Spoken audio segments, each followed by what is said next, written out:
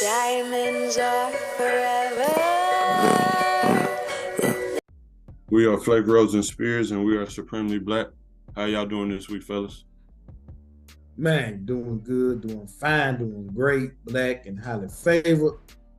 I'm super excited. By the time this episode drop, I will probably be in either Seattle or Alaska doing shows, which has become a major blessing. So this year has been, man, it's been some major blessing when it comes to comedy this year for your boy. So, man, we just racking it up. The show I do twice a month at the dispensary has been kicking off and going very well. Sold out our first show last week.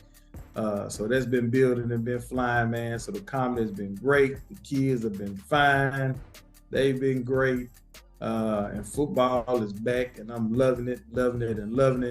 So everything is great. All is well on the Big Kinfolk J Flaky. What about you, D-Roll? Hey, everything was good, man. Everything good. I can't complain. Still just been active, keeping it moving. Happy belated birthday to my nephew. His birthday was yesterday. My mom's birthday was Sunday. So it was a pretty eventful weekend. Ended up hitting a Texas game with my partner, T. Haynes. So I appreciate you hitting me with the surprise tickets for the game, bro, because it's my mom's birthday. That meant a lot. So definitely want to give you flowers for that. But life is good, man. I can't complain.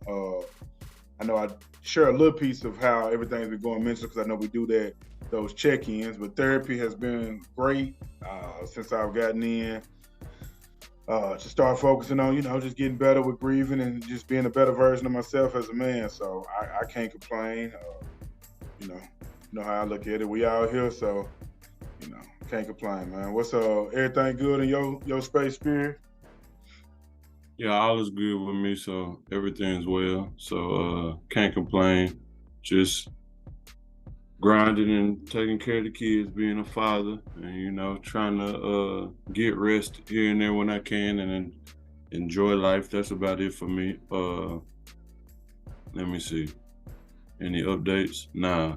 Hey, Flake, that's big though. Alaska heard about you, so that's real big. What part you going to? You on mute? I can't even pronounce it, man. It's Quechuan, something like that. Yeah. All I know is ain't no way in or out. So either you flying in or you taking a ferry boat in. You know what I mean? So, but hey man, we're gonna have a good time. Man. We're gonna go out and enjoy the wilderness while we're out there. Hopefully it's so fun. I might want to come back. So yeah. So it's been big time. So you going out there dolo or wife going with you? Nah. Me and another comedian rolling out there. So you just going with another comedian though? Yeah. Okay. Nah, I ain't going out there dolo. Nah. Okay. You can say make sure might be time for you to start getting you some security, man. Yeah, you ain't got that. But that's what's up, though, man. Now, comedian I'm going with, he already been out there once before. You know what I mean? So yeah. So I'm going with somebody who know the way in the lane. Hey, we'll have to talk off here about Washington. I'm trying to see if we'll wrap. All right. Yeah, it's a lot of good trees out there from what I heard. So I'm trying to do some planting. So yeah, just trying to see how they can help with my green thumb. You know what I mean? So yeah, we're gonna check that out, man. So yeah. Oh, you ain't never hit me up about that workout plan either. Yeah. I ain't forget. I ain't forget. I ain't forget. Yeah. Okay. But this week, fellas, we've been busy, so we were supposed to talk about this discussion a couple weeks ago, probably 2-3 weeks ago, but you know how life happens. Life was lifing. So we're gonna touch on this topic and this aspect of a man who's running for president under the Republican Party. He's a black man named Larry Elder. He was born in South Central LA. And I found out about him because I've never heard of him before anything. He's a radio host. He's been syndicated supposedly in all 50 states for a little bit. And he's supposed to be big time or whatever, just from his radio platform and other things that he's done. He was supposedly also a best-selling author, wrote a book or a couple books, but a best-selling author as well. And his name is Larry Elder. I found him on the Breakfast Club. I was just going through YouTube one day and just popped up on the Breakfast Club interview and just listened to the episode. And the episode has some unique perspectives, some different perspectives and some different viewpoints that when you sit there and listen to, some of it makes sense, some of it may not. It all depends on how you rock, how you was raised and everything. But we're going to discuss that in just the episode. And then also, hopefully, I've never checked the comments of anything on YouTube, but I seen one comment right under the video, so it made me open the comments more, and just seeing the different narratives and perspectives and propaganda that people associate with, disassociate with, or have about certain things is very provocative and very intriguing in a sense, but also just like crazy and weird. So we're gonna try to unravel all of that. We're not gonna get all of it into today's episode, but we'll discuss this on later, and we will just get as much as we can right now for the time that we got. So fellas, one quick question. Did y'all know, or have y'all ever heard of Larry Elder before I dropped this, told y'all to watch the video? Very, very briefly. Only, and I think it was more or less from I didn't know the work that he had done. It was just more or less from knowing that he had a show, because just searching like top black, podcast shows, but nothing to the extent after that interview. Yeah, I didn't. Only reason why I knew about him because I do watch the Breakfast Club. I listen to Breakfast Club every day, and I caught the interview when it first came out. That's the first time I've heard of it. Okay. Same for me. So, one, do I want to get into the meat and potatoes right now? How do y'all think the episode overall went as far as from a media standpoint, since we are in the media spectrum in the media world? How do you think that, because the Breakfast Club now has special guests that come and join them each day, so it's just Charlamagne and DJ Envy, the regulars, but then because Angela Yee gone, they invite special guests to come in to join the episode. How do y'all think as a media standpoint, and as just as a black person of the culture who's trying to give a platform and allow people to have their own thought processes, how do y'all think that the interview went from that standpoint? I'm gonna be real with you. From when I had watched it, I've watched it 3 times already now. I feel that they were a little biased in regards to some of the questions that they were asking. I felt that he was more prepared to answer their questions because he didn't have anything in front of him to kind of read off of. Charlamagne asked good questions, but you could definitely tell that he had them wrote down. And I forgot the lady's name, but she kind of seemed like she was all over the place and made it more of a pushy thing. Envy didn't really get into the conversation as much. He asked good questions, but at the same time, he was kind of standoffish from his typical approach. So I just think that they kind of were unprepared for the angles that he was going to take, even though I'm pretty sure they knew what he would bring. It was, they had kind of like scripted responses and nothing really that could combat the facts that he was actually bringing. That was my thoughts from looking at it. What about from you? For the media standpoint, I thought it was a good interview. I thought it was good information to get, that every black person doesn't think exactly the same. You do have some people that have different opinions, different thoughts, raised differently from where everybody think they should be, especially when it comes to the Democratic Party and how politics should be, and the views that he had. I appreciate those views. I like everybody's different views. So I think from a media standpoint, I think it was a very good interview. I think it was good for the radio station. I do have to give the Breakfast Club props for bringing people in that has different opinions and different opportunities. Even if they don't know much about it, they will give an attempt to try to, to try to deep dig into it. Tesla was kind of rough, but she do that with everybody, though. I'm gonna be honest with you. She kind of rough and kind of pressure everybody. I think she does that just to see if they gonna get flustered in their verbiage or whatnot. Because to be honest, most politics used to being able to go in there and give they one-liners or give they certain answers and then being able to move on with nobody giving any pushback. So I think it's kind of like a good cop, bad cop type of situation with her, as far as I'm gonna put pressure on you to see if you're gonna stick by your guns or you can go deeper into what you're saying, because you can find a lot about a politician, even if it is kind of heavy, if you push them instead of letting them get away with a one-liner or two-liners and then letting it just ride. That's some good feedback. That really is. Well, for me, I got a different little perspective than both of y'all. For me, one, like I said, the interview as a whole and bringing them on was very profound, and I do appreciate it because it did open my mind and make me think about things that I really, I know about, but I don't really do a deep dive and think about it or concentrate on it. But as far as the interview goes as a whole, I do feel like, one, that Miss Figueroa, how you pronounce it, Flake? Teslin Figueroa. Miss Figueroa was acting a little, I would just flat out say childish at times, and she made it seem like more of a presidential debate where, they overtalk each other, they interrupt each other, they do things like that.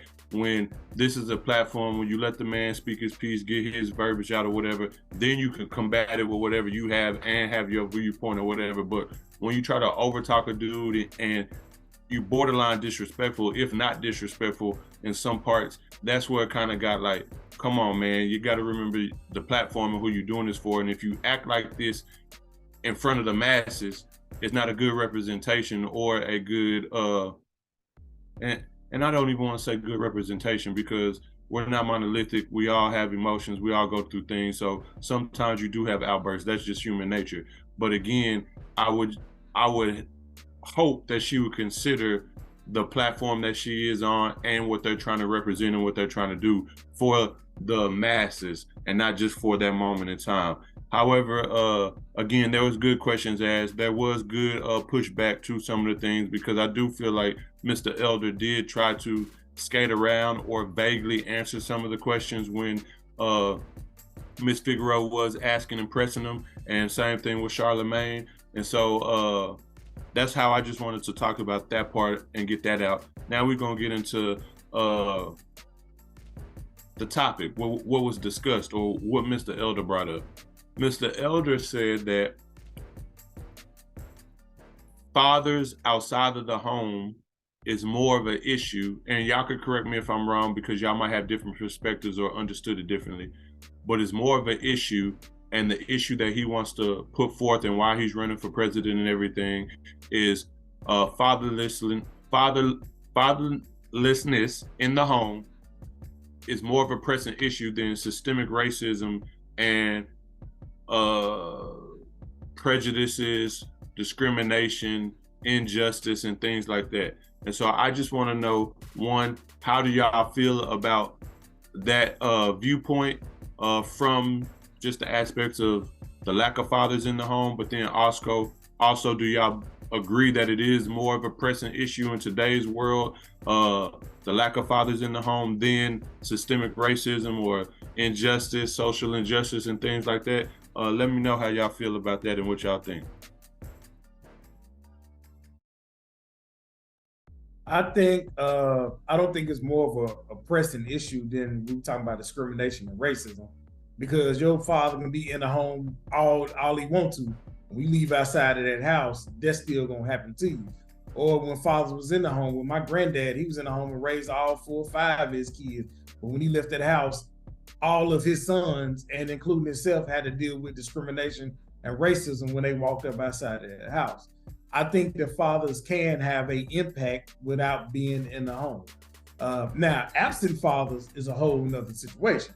But he said fathers not being in the home. There are fathers out there that can have a huge impact on their kids without living with them on a day-to-day basis. Now, if they going to get their kids, whether it be every weekend or 3-4 times a week, or they got part half custody where they spend a whole summer with them, and they there for all the big events. They there to talk to them on the phone. They there to make sure they're there to, go over their grades, help them with homework, this, that, and other. A father can do all of that without being in the house and still have a major impact on the kids. He did kind of lose me with that. Is it an issue? Yes. But is it something that's ever going to stop? No. And it doesn't matter what race you are going to have fatherless homes and whatever race you are in. And in some situations, it's going to be a father in his home and he's going to have a whole nother family, 2 cities over. And somebody going to be father. But we ain't going to go deep into that. But so he kind of lost me with that. I think the other issues are more of an issue than those, because the people who want to be fathers, the men who want to be fathers and step up regardless of what him and the mom is going through, still has a major impact on their child day-to-day life.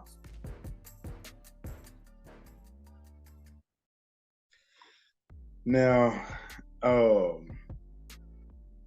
not going to say he lost me. I just don't think he truthfully drove home the point that he was trying to make in regards to fathers being absent. I know he had reference to DJ Envy of how he's raising his son and the success that DJ Envy has had and how that's going to impact him the same way his father, I think his father was born somewhere in the South. I want to say it was Mississippi or Alabama or somewhere before they moved to the West Coast in South Central LA.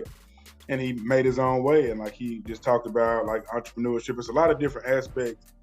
But I would actually have to agree that I think from where he was angling it, I mean, racism is always going to be a thing. I feel that not having fathers in the house has had more of an impact on us than the other things that were mentioned, to be honest with you. I feel that that was part of the goal, was to remove the man from the house. Now, whether we blame that on the system or if that's just outright of things that we accepted from the system that created that divide or what have you, that's kind of like a whole nother topic that we could talk about, because there was something else that they mentioned. But I feel that he was right in regards to his approach. I think having fathers in the house, active fathers, are a major point in seeing success within Black communities. I agree with him on that one. What was your thoughts, Spirit? Now, before Spirits go, now he was saying just fathers not in the house, right? He wasn't saying absent fathers, right? Yeah, I think he was talking about just the lack of the family dynamic. Family dynamic, yeah. The traditional family is what he was talking about, traditional family. So maybe that's where he lost me, because that was the point he really didn't like kind of drive home. Like, this is what that's different. It's different between a father not being at home and still being there for the children. And this father's out there to still help out the mom, make sure she's straight, and there for their children all the time, instead of a dynamic of he absent, he only show up every once in a while, and don't have like a family type of togetherness. Because you can not be in the house and still have a togetherness and with that particular person and their child. Now, when you just absent and there's no togetherness, then that's the point I'm going at. For the ones who are absent and don't have that, then I get his point. But you can also not be in the house and have that togetherness, be there for the child, and still make that major impact. I'm gonna say this because I done watched it 3 times. I feel that they edited some parts, because he did mention during that part Black Lives Matter in that group and how they were talking against the traditional family. So I'm pretty sure I know what angle he took, and I'm pretty sure I know why the Breakfast Club didn't keep that clip. Because if you look at it, you can tell. Extremely Black talked all about how they tried to do that. So y'all go back and look at some old episode where we I ain't gonna say we dogged them, but I just think that kind of was where he had went with it, because I just seen a gap and it just didn't seem like that conversation flowed the same way. It looked like they edited out some parts in there. But go ahead with your point, Spirit. Well, what I think is the base of what he was trying to get to makes sense and it's real and it's the honest truth or whatever. But the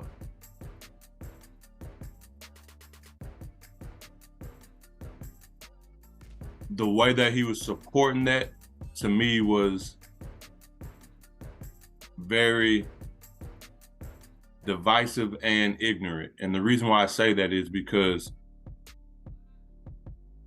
the thing that he was skating from and avoiding when Charlamagne kept asking, Envy even tried to ask, and Miss Figueroa, why is there a lack of fathers in the house? And the lack of fathers in the house has to do with racism, systemic racism. The way that they set it up, you get 3 times to 5 times more the charges for crack cocaine than coke in a black neighborhood. You know, the war on drugs, just the different things, the bill that Biden signed, you know, in the 80s, just the different systems and dynamics, you know, after slavery, how they found a way to get us to do free labor and be slaves and not get paid for it, and you know, to keep us in the system, from redlining to different things that made us, from a cultural standpoint, do certain things to survive that other people didn't have to do to survive. And therefore, because of the system that they kept trying to point out to them, it caused us to do that. And then because of the actions, we're the ones getting locked up. And we're getting locked up for doing equal or lesser crimes than our counterparts, and they're scot-free or get a slap on the wrist with probation. And so for him trying to avoid that standpoint, I think that was very dangerous and ignorant, on the standpoint of, you have a lot of people who may try to agree with you and then may run with you and be like, oh yeah, you right about this, da-da-da. But then they put the blame on the black man. They put the blame on the father. They put the blame on the man in general, because he did even also mention, you know, the same goes for whites as far as the proration of their percentage of people in America to their percentage of whatever. And, you know, there's some fathers who in the white community aren't there, or whatever the case may be, or they don't have the family dynamic. So he did try to stick to the black side a little bit, but he did open that narrative to everybody for a little bit. But the thing is, when you do that, like I was saying, you blame the man, you blame the black man, you put all the blame on him, not thinking of why he's either in jail, or why the woman decided to kick the man out the house because they was getting government assistance. That's the system. They wanted to divide and to separate. And so they said, okay, if you get welfare, if you get this house, and if you get this, hey, he can't be in the house with you. What you gonna decide? It's either taking care of yourself and your babies, or you and your man struggling, trying to take care of yourself and the babies. So I'm gonna do this. Boom, you can't be here. That's the system. That's systemic racism. That's a way to separate us, because again, one thing that he did say that I do definitely agree with, they don't want to see us unified and together as a family unit, because that's when we're the strongest, and that's when we're the most successful. And again, the statistics showed, and they talked about this, a child without his father in the house, whether he's an absent father or whether he is present but just not in the house, is 5 times more likely to go to jail or to prison, or to be, you know, struggling and just have a high school education or a lack of high school education. So those are the things that they talked about, but you got to understand what got us there. And if you skip what got us there, you're doing a great disservice to America, to our history, to our trials, our tribulation, and our struggle, by just alleviating that out and saying, oh, fathers just really don't give a fuck. And there are some fathers who really don't give a damn. But that is, I know more black men who are in their child's lives than I know more black men who aren't in their child's lives. But the narrative is reversed.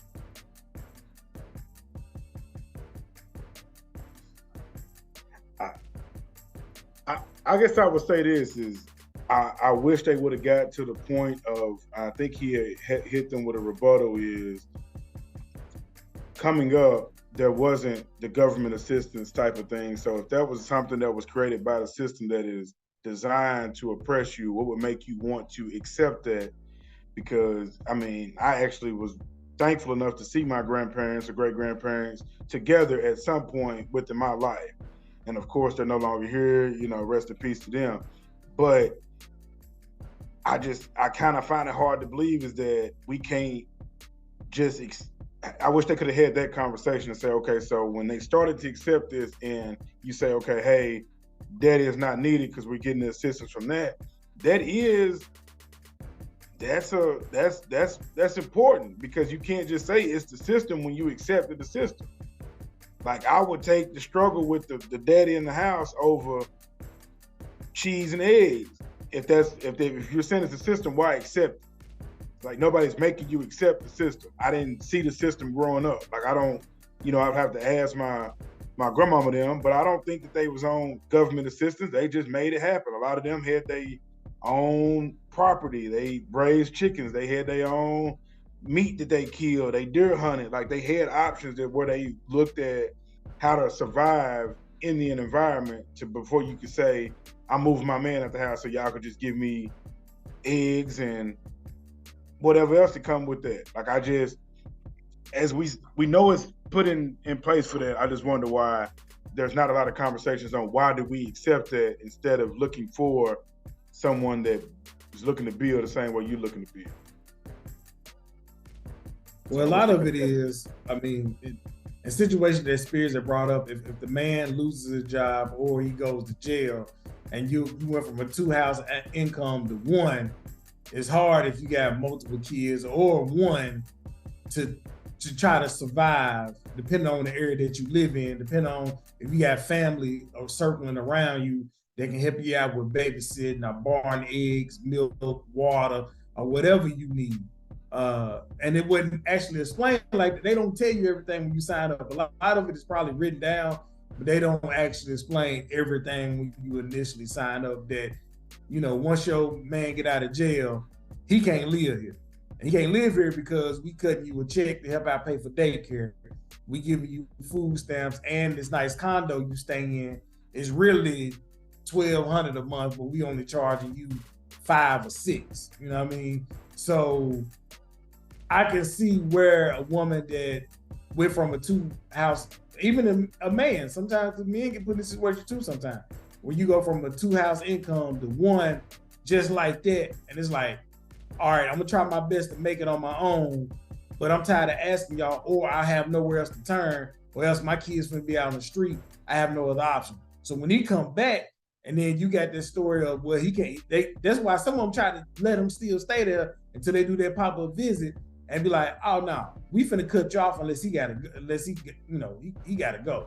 It's like, but dang, he either just got out of jail or struggling, never went to jail, and sometimes it's hard for men to find a job depending on who you are, depending on where you grew up at, depending on your situation.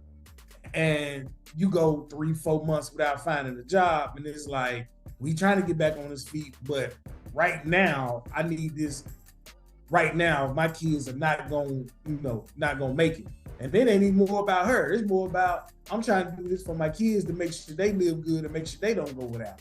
Like, the mother can go without, and some of them be like, I would go without, I'll make a way, but I'm not finna have my kids they finna be going to school hungry, and I'm not finna have to pay these people $700-800 for daycare every 2 weeks, and I just can't afford it. So sometimes it's a situation that and as far as race goes, that's also designed across the board.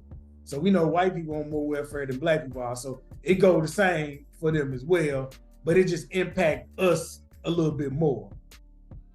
And I think, you know, how I look at it is, I would just think after the years is that we would look to try to, we understand what the problem is of looking at what can we create resources if we realize that fatherless homes impacts us that much, to not just rely on the system that they have. And I don't have the answer for that, but I would just think that would be some kind of focus, some kind of goal, is to create programs that if a man is in transition from going to jail, let's keep his ass from going to jail. Like, let's reevaluate that. Like, eliminate those opportunities. But then also, so for young black women or anybody that's impacted by this, doesn't have to make the decision to say, okay, you know what, I don't need Jay Flake, I don't need Spears, I don't need Rose to be in the crib because this is gonna make it easier, and I ain't never got to worry about the struggle, because it creates a mindset more than it creates a resolution, if that makes sense. It's like, oh, okay, I don't need you anyway. So, but you never went into even having kids to think about creating a union.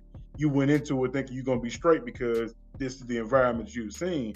And regardless of how we want to look at that, that happens. It's just like when we see dudes selling dope.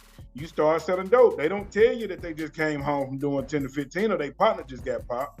It just looks good. And I just feel like that mindset we've adapted to more than looking to try to find a resolution, whether that's programs or just avoiding the same repetitive behavior, honestly. And that's just how I feel.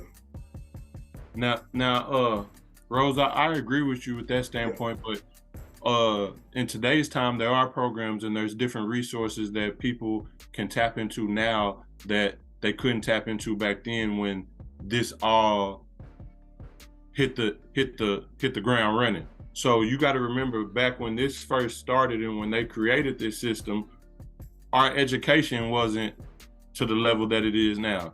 Some people didn't know how to read, write, or whatever. They was illiterate.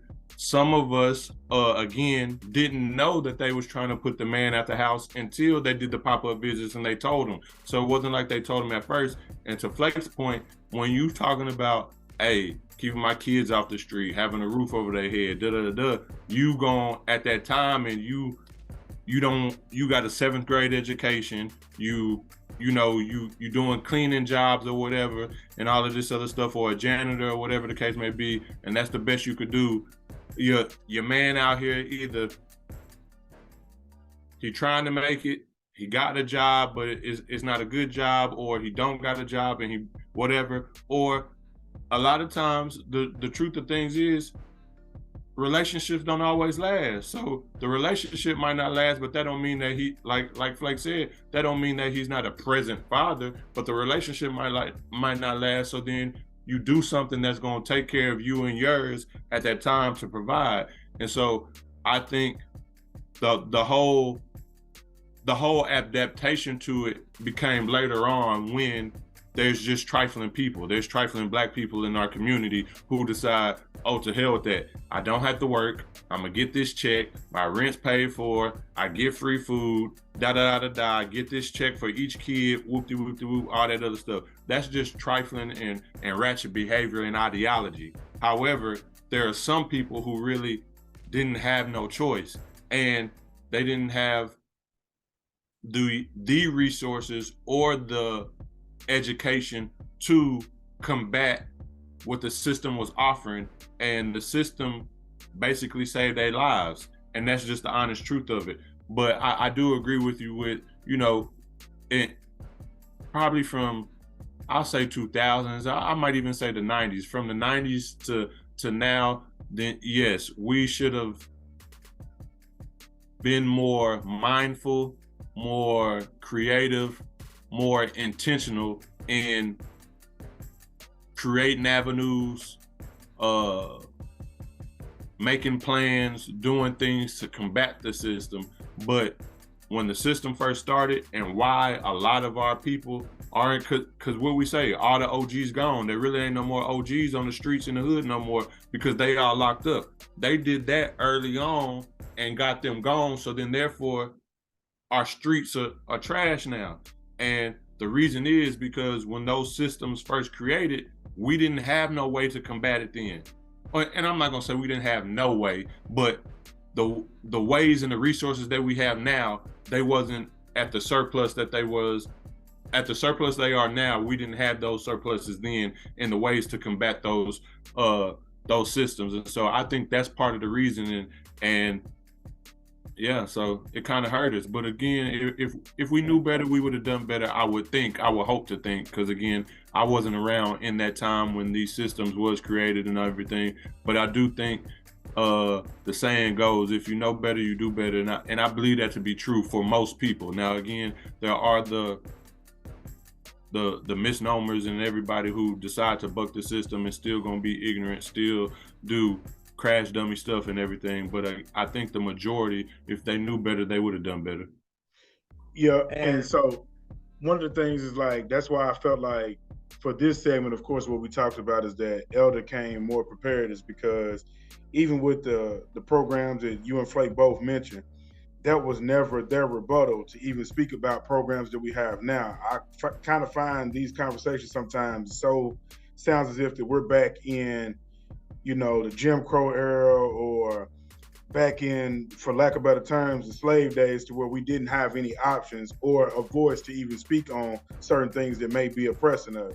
And they only look at, this is just a result. There's never coming with a resolution. And so even with those programs, I feel like that should have been something they said, okay, hey, this is a program that they offer, but this is what the actual, this is what the impact of it is. The same way that we can speak about how they want to take the father out the house. What are they producing now? Because I don't think people hear that in the argument enough, and that we can only walk away with, okay, here's the cause, but here's the effect. I hate those type of conversations. Like, don't bring a problem if you don't have a resolution, or you didn't come to have a resolution. You know what I'm saying? Like, all we doing is just complaining, for lack of a better word. Like, that's all it is coming out of, oh, this impacts us, this impacts us. Okay, what you gonna do about it?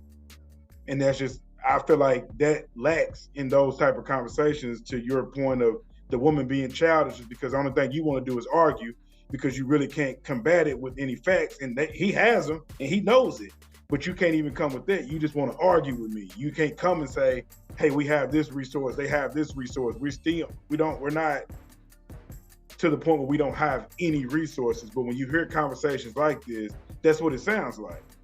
Because all you want to talk about is what hasn't been changed, what has, and what can people say, okay, look, this is readily available for you if you're aware of it. I don't think we hear enough of that. It's just a bunch of, we need to do this, we need to do that. Okay, cool. We can't say that we haven't progressed from the first time we heard a Martin Luther King speech. That's what I hate, when there's a big thing like that. Like, you let a guy like Larry come in, and not saying I disagree with him, but he will kill you in the debate, is because you didn't even come with facts or resolutions. It's just all about, well, this and this and this. That's where I feel like he got him at. It's like, come on. Yeah, there's plenty of things. I hadn't looked at the numbers recently, but I think there are more men in the house as far at today's time than the time that Larry Evans was talking about. I'm talking about as of today, there are more men, black men, taking care of their kids than it was in the past. So the whole thing of absentee fathers is really less than what people be saying or making it out to be, that black men don't take care of their children. I think they had ran some numbers and they showed that black men was leading it, showing up to ball games, taking kids to school, showing up to parent-teacher conferences and things of that nature. And to take a step back to your question, D. Rose, about accepting the system, people don't want to believe it or not, but the Black Panthers was the ones that wasn't accepting the system and was doing it in their neighborhoods on their own. The gangs in the beginning, when the gangs had started off, speaking of OGs off the streets, they were protecting their neighborhoods. They were feeding the families. They were protecting those families. That was making sure that the kids got to school. That was making sure that the kids were involved in certain programs, this, that, and another. Now, when they took the OGs off the street, we see what it is now. But when they first started off, it was about protecting and looking out for our neighborhoods, and the government found a way to wiggle themselves in to destroy that, which I think hurt us and took us back some, of making people more scared and nervous that if I do this again, look at what they did to Fred Hampton. Look what they did to this. Look what they did to this person. Look what they did to Larry Hoover.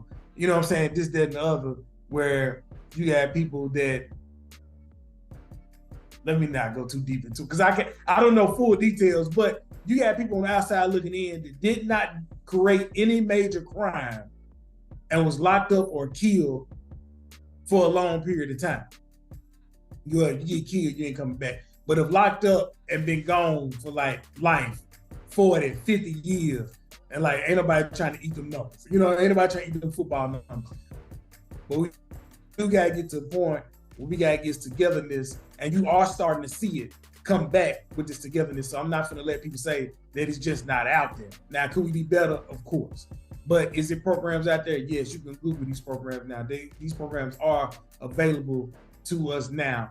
Instead of just going to church, there are other programs outside of that that's available, and we are starting to see more togetherness as we come back. Now, but you only see certain things. But you gotta go out and do your research for this. You're not finna go through Instagram and see from work to jail program. It's not finna happen.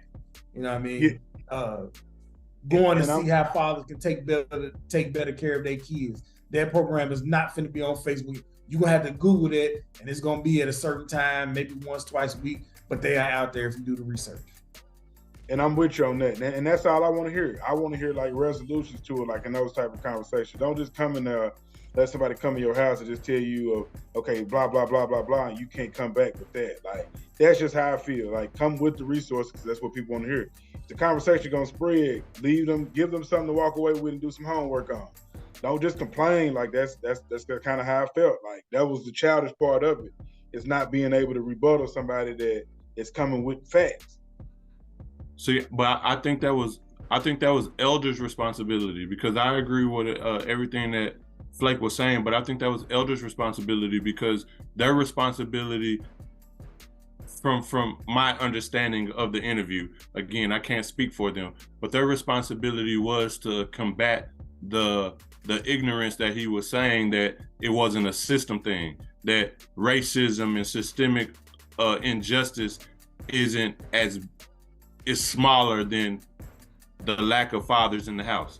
And so I think it was his duty to say, well, these are the programs that I'm trying to get people implemented in. This is why this agenda and narrative is so big for me and why I care about it. And so these are the different things that's out there to combat the lack of fathers in the home. I want our fathers to get back in the home and to do this and do that and everything. So why don't you join this? Why don't you do that or whatever? Because this is what I'm running my presidency on.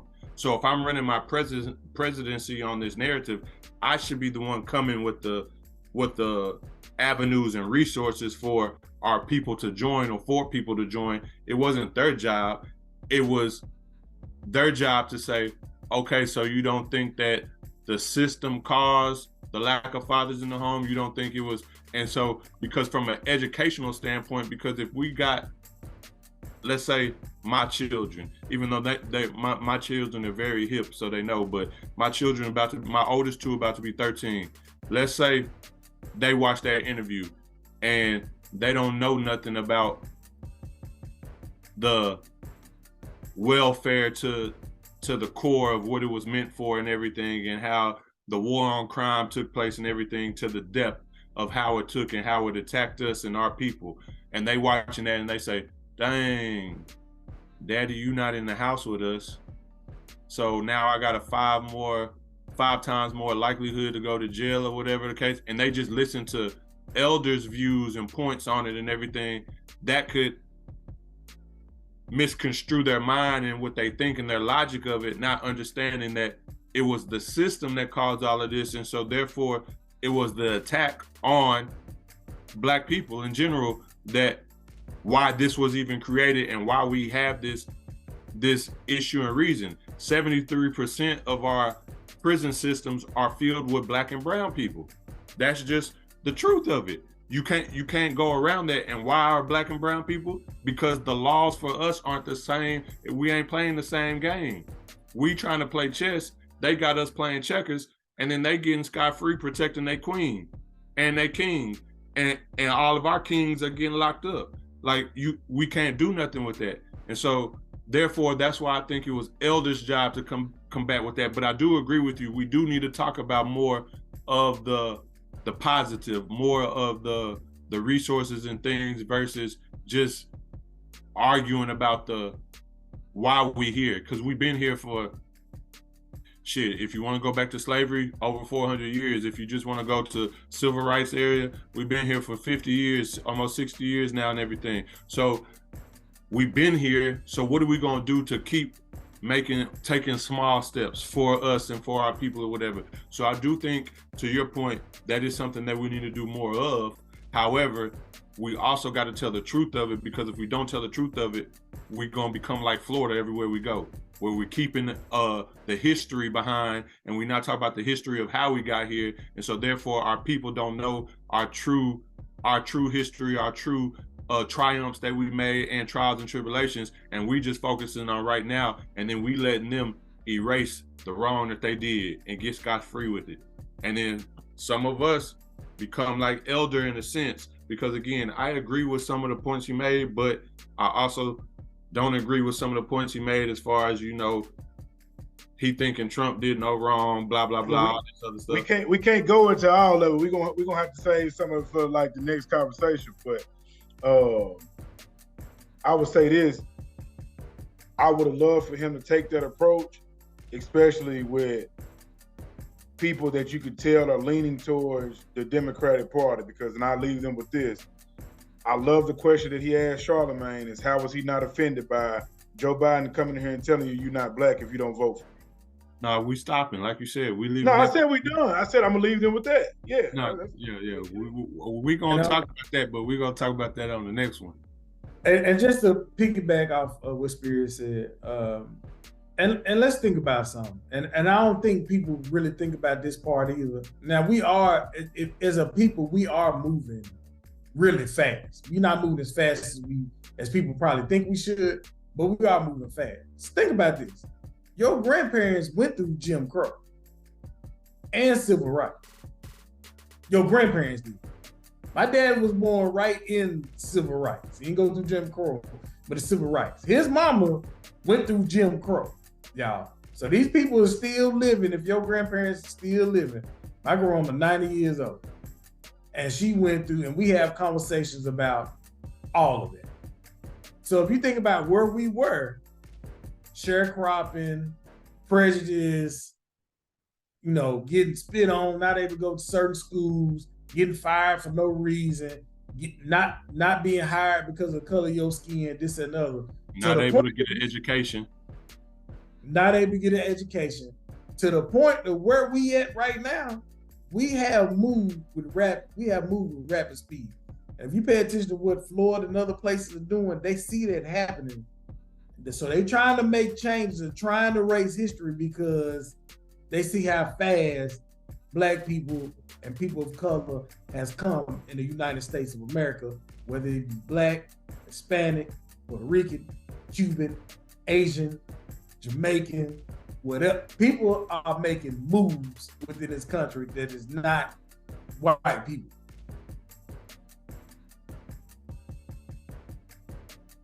No, but that was just something to talk about, fellas. It was a good conversation. Like we said, we're gonna pick back up on this again next week because there is more things to dive into and to unpack about this thing and about this conversation and everything. So I just wanted to talk about it because, again, to my point from the beginning, Larry Elder did bring something to my mind that I really don't think about much, and he made some good points, and I agree with him. Fatherlessness is a problem that's plaguing our community and just the world in general, but plaguing the Black community, and it is something that needs to be combated and fixed. And we probably on the next episode, I'm gonna do my research and throw out some resources that we do have now in today's society that people can look forward to and go in contact with in order to not do that, because I know a lot of people don't know about this, and like Flake said, you got to research it. But there is a program that allows up to a certain amount, of course, but it's free legal services for fathers who's trying to either get custody or to try to get rights to see their kids and everything and all of that stuff. So you could get a lawyer to help you to fight for custody or fight for rights to see your children and stuff like that. And they provide that for free and everything. And that's a lot of things people don't know about just because it's not broadcasted, it's not advertised, it's not marketed. And again, because you probably only hear about it through word of mouth, or if you're just trying to research and trying to do some stuff and looking for a lawyer for custody battle, then you might come across it. You will never know about it. And then we as people don't spread that to other Black men that we may see struggling or whatever the case may be, even if we have kids or don't have kids, just because it's not something that's directly pinpointed on our mind. And so that's something that we can do. To Rosa's point, is just make sure that we sharing the news, we sharing the resources, we're making sure that people know there are options and there's different ways out here for us to combat the things that we face on a daily basis. So yeah. Y'all got anything else to add, fellas? All right, Flake, do you have a supremely Yes, sir. We got a Supreme Black Person of the Week. Want to go ahead with it? Yeah. Our Supreme Black Person of the Week is going to be the great, the young, the famous, and miraculous Coco Gauff. Everybody was wondering once Serena and Venus left tennis, what we gonna do as black folks. Hey, Coco Gauff has stepped up and fit right on in as she won her last tennis match. I think they comparing her to Venus and Serena and Steffi Graf. So Coco Gauff is our Supreme Black Person of the Week. That queen is rocking and rolling on the tennis courts at such a young age, man. She, scary to be this young and to be that good. For real. Yeah. The youngest person to win the U.S. Open since Serena Williams. So Yep. And the reason why I had you go first, because my black businessman is a little untraditional. It's not just a person or a company. I'm just gonna tell y'all, if y'all looking for apartments, if y'all looking for homes, if y'all looking for anything, go to your black realtors. Go to your black realtors, because I'm actually in real estate classes right now and everything, and just learning about the business and all of that stuff. You can help spread the wealth in our community, but then you can also help yourself out by going to somebody who is like you, who looks like you, who talks like you, and who knows certain things that can help you out when buying or selling a home or when looking for an apartment or whatnot. So they can work some things out with you too, for, to break you off some of your closing costs or whatever. Again, don't take my word for it, because everybody not gonna do it. But again, those are just some things that we would be more willing to do than other people, because they don't even tell you some of these things and certain things like that. And so again, I just say, go check your black realtors in any state, any city, or wherever you are. The beauty of it is, real estate is one of the biggest economic things in our country that keeps the economy moving. So it's not going nowhere. And I'm pretty sure that we have more of us diving into that field of expertise too. So just go and support your black realtors, and that's the Black Business Minute. And I have one, just to piggyback, and tip that she gave was take y'all pictures down. If you put these certain bushes in the front, it's gonna make your house look a little better. It's gonna give a little bit more curb appeal. So certain realtors ain't gonna give you that information, but my black realtor gave me some good tips to help the house sell a little bit quicker and get a little bit more money than what we probably would have received. Yeah. For all our queens out there, put your crown on, tilt that thing to the side, let them know you are a queen. For all our kings out there, put your crown on, tilt that thing to the side, let them know you are a king. We are supremely black. We out.